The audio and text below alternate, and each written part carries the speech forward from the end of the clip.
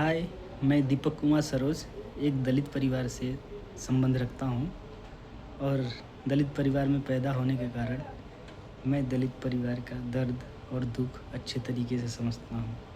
अपने समाज में जो मेरे भाई बहन और बड़े बुजुर्गों को देखता आया हूँ, उनकी पीड़ा मैं अच्छी तरीके से समझता हूँ और बाकी गांव समाज दलितों के साथ कैसा व्यवहार करता है ये किसी से छुपा नहीं है।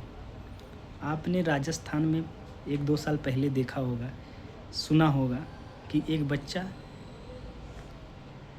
स्कूल जैसे जो शिक्षा का मंदिर है वहाँ पे पानी पीने के लिए राजस्थान जैसे जगह पे अभी भी कितना पिछड़ा हुआ जगह है जहाँ पे दलितों के लिए अलग मटका और सवर्णों के लिए अलग मटका रखा हुआ है। दलित बच्चा यदि जनरल के मटके से पानी पी लेता था तो उसको दंड दिया जाता था। उस दिन उस बच्चे की सिर्फ इतनी गलती थी कि प्यास लगने के कारण वो पानी पी लिया था, तो उसको टीचर ने मार के मार डाला। अब चाहे वो बच्चे को मारने की इच्छा न रही हो, लेकिन इतना दिमाग में उनके कीड़ा भरा हुआ है जातिवाद का कि अपने आप को ऊपर समझते हैं और बाकी सबको तुच्छ समझते हैं, नीच समझते हैं। मार के जान ले लिया बच्चे का। आज जो आंदोलन कर रहे हैं दिल्ली के सड़कों पे, जंतर मंतर पे और कई देशों में रिजर्वेशन हटाओ। रिजर्वेशन दिया क्यों गया था? रिजर्वेशन इसलिए दिया गया था कि बराबरी पे आप आएँ। तो बराबरी पे अभी कहाँ दलित समाज पहुँचा है? सवर्णों की बराबरी पहुँचा है? आर्थिक आधार पे रिजर्वेशन देने की मांग कर रहे हैं। आर्थिक आधार पे जिस देश में गलत जाति सर्टिफिकेट बनवा करके दलितों की हक ले लेते हो, जिस देश में मतलब कि गलत सर्टिफिकेट बना करके कोई चीज़ पास करवा लेते हो, आर्थिक बड़े पोस्टों पे रह करके भी EWS का सर्टिफिकेट बन जा रहा है, तो दलितों को हक क्या मिल जाएगा? क्या गरीबों को हक मिल जाएगा? क्या बड़े लोग गरीब बन जाएंगे, करोड़पति? आज नेता लोग जो चुनाव में अपना जो डाटा सम्मिलित करते हैं कि किसी के पास 3 करोड़ का संपत्ति, किसी के 4 करोड़ का, कोई 2 करोड़ का मालिक है, इतना तो साला हमारे मार्केट का बनिया जो है उसके पास संपत्ति होगा, ये लोग जो दिखाते हैं। और सबको पता है कि उनके पास कितने की प्रॉपर्टी है। कम से कम 200-300 करोड़ की संपत्ति वाले, हज़ार करोड़ की संपत्ति वाले नेता 5-5 करोड़ का संपत्ति दिखाते हैं बॉन्ड पे, चुनाव में जो घोषणा करते हैं चुनावी पत्र में। अब आप ही समझ लीजिए कितना बड़ा सुप्रीम कोर्ट है, हाई कोर्ट है। क्या ये नहीं लोगों को पता है? अमित शाह की कितनी संपत्ति होगी और रेलवे में हेल्थ मिनिस्टर कितनी संपत्ति होगी? राजीव प्रधान जो अभी एजुकेशन मिनिस्टर थे, जो रिजाइन दिए, उनकी कितनी संपत्ति होगी? चुनावी घोषणा पत्र देख लीजिएगा, उसके बाद अंदाज़ा लगा लीजिएगा। आर्थिक आधार पर आरक्षण लागू करने पर सही व्यक्ति को नहीं मिलेगा और कभी भी 100% कोई सही चीज़ नहीं दिला सकता किसी को, कोई भी योजना लाए चाहे कुछ भी लाए। लेकिन आर्थिक आधार पे तो बिल्कुल भी नहीं हो सकता, क्योंकि फर्जी सर्टिफिकेट बनेगा। किंतु जाति सर्टिफिकेट आप फर्जी पहले बन सकता था, अभी नहीं बन पाएगा। अभी बनेगा, लोग पकड़े जाएंगे, पहले बन जाता था। कई लोग पकड़े भी गए जो फर्जी बनवाए थे। तो इसलिए मेरे हिसाब से आर्थिक आधार पर आरक्षण नहीं होना चाहिए। दूसरा चीज़, आर्थिक आधार पर आरक्षण तभी होना चाहिए जब दलितों की आय सवर्णों के बराबर हो जाए, तब ये लागू होना चाहिए। और नहीं तो दूसरा रास्ता है, ये लोग बड़े बोर्डिंग स्कूलों में पैसे के दम पे पढ़ते हैं। गवर्नमेंट जो है सरकारी संस्थानों में सिर्फ रिजर्वेशन देती है, लेकिन उसका व्यवस्था कर दिया है। बड़े जो जनरल हैं वो प्राइवेट स्कूल खोल लिए हैं, बोर्डिंग स्कूल में उनके बच्चे पढ़ते हैं। जब परीक्षा देना होता है तो MBBS की सीट चाहिए प्राइवेट में, प्राइवेट से पढ़ के आएंगे बोर्डिंग से, और MBBS की सीट चाहिए उनको गवर्नमेंट में, क्योंकि वहाँ पे पेशेंट होंगे, पॉपुलैरिटी होगी कि मेरा बेटा मेरिटियस है, तो उसको वहाँ पे कॉलेज मिला है, दिल्ली एम्स में ये मिला है, ये वो मिला है, आईआईटी से कर रहा है खड़गपुर से या दिल्ली से, वहाँ से पढ़ाई कर रहा है। तथाकथित मेरिट जो बोर्डिंग स्कूल में शुरू से पढ़े हैं, घर में हमेशा निप्पल लगा रहता था बचपन से ही, बड़े हुए तो मतलब कि घर पे खाना आ जाता था, BMW में क्लास करने जाते थे ये लोग, और आकर के गवर्नमेंट में ही सब कुछ चाहिए। जितना गवर्नमेंट में सीट नहीं है आज मेडिकल में, उससे ज़्यादा प्राइवेट में है। वहाँ पे कौन पढ़ रहा है? जनरल के बच्चे। 1 करोड़ दे के कौन पढ़ रहा है? अगर 1 करोड़ की सीट सब जनरल ले रहे हैं और मेरिट वाले बन रहे हैं, तो रिजर्वेशन कितना % मिल रहा है? 7-8% ST को, 15% SC को, 21% किसी किसी राज्य में मैक्सिमम, इससे ज़्यादा नहीं। लेकिन सब चीज़ें तो प्राइवेट में है। प्राइवेट में तो सब चीज़ें मतलब कि जनरल ही ले रहा है। प्राइवेट में भी पढ़ करके चाहे पैसे के दम पे पढ़ रहा है और गवर्नमेंट से भी ले जा रहा है। ओवरऑल तो उनका लगभग 90% एजुकेशन रेट मतलब ऐसे ही हो जा रहा है, जो है मेडिकल में भी, इंजीनियरिंग में भी, सब कब्जा वही लोग कर रहे हैं।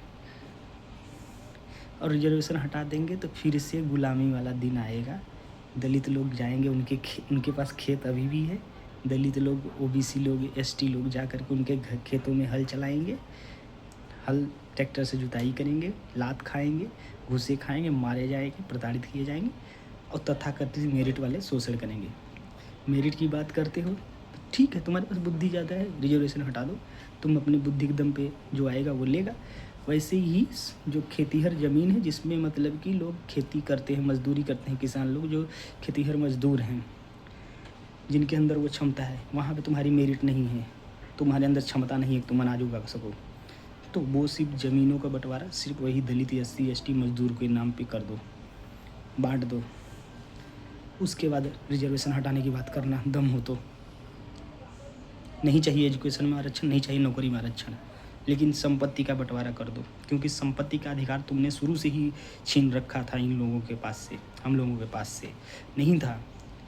मेरे पिताजी गवर्नमेंट में थे, एक्सपायर हो गए ऑन ड्यूटी में, ड्यूटी भी नहीं मिली, हम लोग तुरंत फुटपाथ पे आ गए। किसी सेम पोस्ट पे रह करके जनरल किसी मेरे बैचमेट का बाप अगर सर्विस कर रहा होता, सेम पोस्ट पे रह करके उनकी प्रॉपर्टी देख रहा हूँ 15 करोड़ 20 करोड़ की बनी हुई है। कहाँ से आता है इतना पैसा? जितने भी भ्रष्टाचार हुए हैं इंडिया में, सबसे ज़्यादा सवर्णों ने किया है। देश का बंटवारा हुआ सवर्णों की वजह से, ब्राह्मणों की वजह से हुआ, खासकर ब्राह्मणों की वजह से हुआ, राजपूतों की वजह से हुआ, जिनके साथ तुम्हारे बात का कोई वैल्यू नहीं है। तुम्हारी वजह से तुम लोगों ने देश का बंटवारा कर दिया। मुस्लिम लोग पूरे वोट दे करके अपना एक देश ले लिया, फिर भी इंडिया में रह गया। वो अच्छे हैं तुम्हारे लिए। अब अपने ही भाइयों को, उनको नहीं दबा पाते, उनका कुछ नहीं उखाड़ पाते, तो हम लोगों का ही शोषण करते हो, SC ST का ही शोषण करते हो तुम लोग। अब इसीलिए कन्वर्जन रेट इंडिया में ज़्यादा हो रहा है। मेन चीज़ यही है, ना तुम संपत्ति बांटोगे, ऊपर से उनका हक भी छीनने की बात कर रहे हो, रिजर्वेशन हटाने की बात कर रहे हो, कास्ट डिस्क्रिमिनेशन तुम छोड़ोगे नहीं, लेकिन सब कुछ तुम्हें चाहिए। मतलब कि एक दास चाहिए जो पहले मिलता था SC ST, वो अब नहीं कर रहा है, तो वही प्रथा तुम लाना चाहते हो। वो प्रथा अगर बंद करनी है, रिजर्वेशन यदि ख़त्म करना है, तो मेरे हिसाब से तुम संपत्ति का बंटवारा कर दो। जो मेरिट में आएगा उसे मतलब कि गवर्नमेंट की सीट मिलेगी, या मतलब कि गवर्नमेंट का जॉब मिलेगा, ये कर दो। आज सफाई कर्मी जो इंडिया में जितने हैं, कहीं सफाई काम नहीं करते। जनरल के लोग पोस्ट लेके बैठे हैं, कभी नौकरी करने नहीं जाते। यही SC ST के मजदूरों को 200 रुपया 500 रुपये में कराते हैं काम। कहीं भी ये हकीकत है, सच्चाई है। स्कूल के चपरासियों की ये हाल है, यूनिवर्सिटी के चपरासियों की ये हाल है। मैक्सिमम जगह गांव में जो सफाई कर्मी लगाए थे यूपी में, वहाँ पे मैक्सिमम जा कर के देखते हैं कि सफाई करने जाते ही नहीं। मुसहर समाज के पास 1 कट्ठा ज़मीन नहीं है आज तक। उनसे बता दें, क्या वो उनके बाप दादा तुम्हारे साथ ही नहीं पैदा हुए होंगे? उनके भी पूर्वज तुम्हारे साथ ही ब्राह्मण राजपूतों के साथ पैदा हुए। उनकी क्या गलती थी? उनके पास 1 कट्ठा ज़मीन नहीं है। SC ST के लोगों की क्या गलती थी? तुम्हारे पास 50 बीघे है, 1000 बीघे का दंग बनते हो कि 1000 बीघे का हम जमींदार हैं। कहाँ से लेके आए थे? खरीदे थे, मेहनत कर खरीदे थे। छीनी हुई ज़मीनें हैं, सीधी सी दूसरों का हक छीना गया है। तुम लोगों को सिर्फ यही है, टैलेंट टैलेंट हर जगह टैलेंट अच्छी बात है, लेकिन पहले आर्थिक लेवल पे बराबरी कर दो। टैलेंट देखो ये लोगों में आ जाएगा, क्योंकि पैसा ही सब कुछ होता है। 2 करोड़ रुपया जब रहेगा ना तो टैलेंट झक मार के आएगा, समझे। ट्रेनिंग होती है। हीरो के बच्चा हीरो क्यों बनता है, एक्टर का बच्चा एक्टर क्यों एक्टिंग अच्छा क्यों कर लेता है, क्रिकेटर का बेटा अच्छी क्रिकेट क्यों खेल लेता है, क्योंकि उसके पास वो चीज़ अवेलेबल है, पैसे की कमी नहीं है और सुविधाएं हैं। ट्रेनिंग बचपन से ही लेता है। और जिनके पास खुद की कोई चीज़ नहीं है, SC ST के पास खाने की चीज़ नहीं है, ज़मीन नहीं है, दूसरे के खेत में उसका बाप हल जोतता है, वो संघर्ष करके कोई जाके सीट अगर ले लेता है गवर्नमेंट कॉलेज में रिजर्वेशन की वजह से, उसमें भी तुम्हारी जल रही है, उसमें देश मतलब कि पिछड़ जा रहा है। 5000 साल पहले तुम लोग शासन किए थे, देश तो सोने पूरा एकदम गोल्ड भरा हुआ था। ये दलित SC ST कहाँ से आ गए, इनकी दशा कैसे खराब हुई? इनकी दशा अंग्रेज जिम्मेदार थे या मुसलमान जिम्मेदार थे? तुम लोग जिम्मेदार थे इसके। और इतना ही दम है, बहुत टैलेंट है तुम लोगों में, तो तुम लोग अपना पॉपुलेशन के हिसाब से SC ST का एक देश दे दो अलग से, या स्टेट दे दो। देश नहीं चाहिए हमें पाकिस्तान की तरह, एक 2 स्टेट जितना भी आए पॉपुलेशन के आधार पे वो हम लोगों का बंटवारा करके दे दो।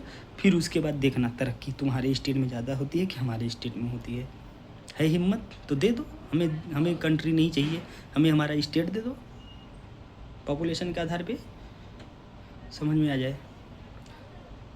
जय हिंद, जय भारत भाइयों। बात सही लगी हो तो आप लोग लाइक करिए और सब्सक्राइब करिए मेरा चैनल।